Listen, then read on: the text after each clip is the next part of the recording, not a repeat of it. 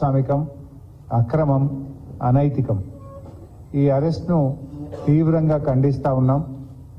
ఎందుకంటే ఒకవైపు సుప్రీంకోర్టులో కేసు పెండింగ్లో ఉండగా శుక్రవారం రోజు కావాలనే శని ఆదివారాల్లో కోర్టుకు సెలవు ఉంటుంది కనుక రాజకీయ దురుద్దేశంతో మా మీద బురద జల్లాలని, రాజకీయంగా మమ్మల్ని దెబ్బతీయాలని ఒక పథకం ప్రకారంగా కుట్రతో ఈరోజు బీజేపీ మా శాసనమండలి సభ్యురాల్ని అరెస్ట్ చేయడం జరిగింది.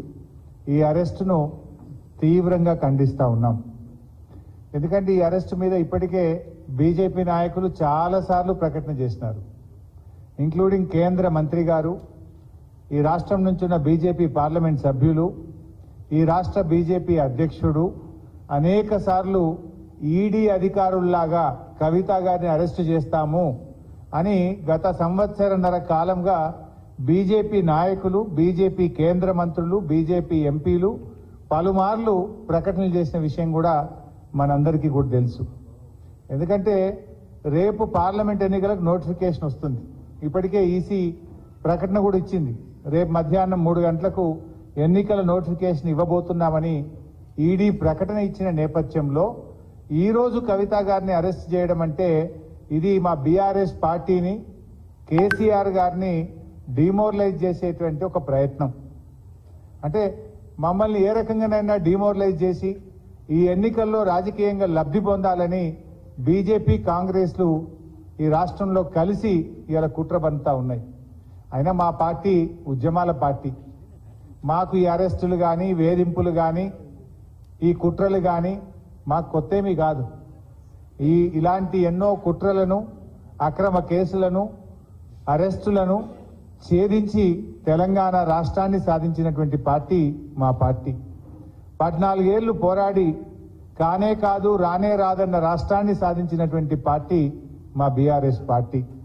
అందువల్ల దీన్ని తప్పకుండా మేము ఎదుర్కొంటాం, రాజకీయంగా ఎదుర్కొంటాం, న్యాయపరంగా కూడా ఎదుర్కొంటాం. మాకు న్యాయ వ్యవస్థ మీద సంపూర్ణమైన విశ్వాసం ఉంది.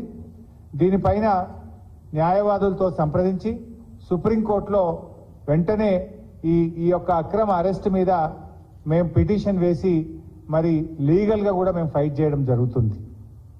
అంటే ముఖ్యంగా మీరు ఇవాళ గమనిస్తే ఈరోజు సుప్రీంకోర్టులో కేసు వచ్చింది.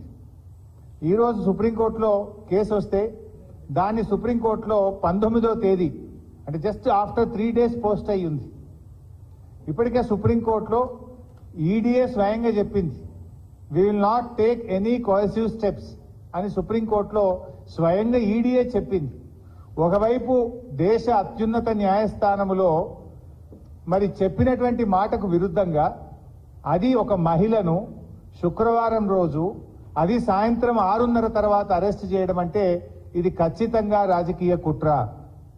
ఇది రాజకీయంగా ఎన్నికల ముందు రేపు నోటిఫికేషన్ వస్తుందంటే ఇవాళ అరెస్ట్ చేయడం అనేటువంటిది మా పార్టీని దెబ్బతీయాలని ఒక పథకం ప్రకారంగా ఒక కుట్రతో చేస్తా ఉన్నారు.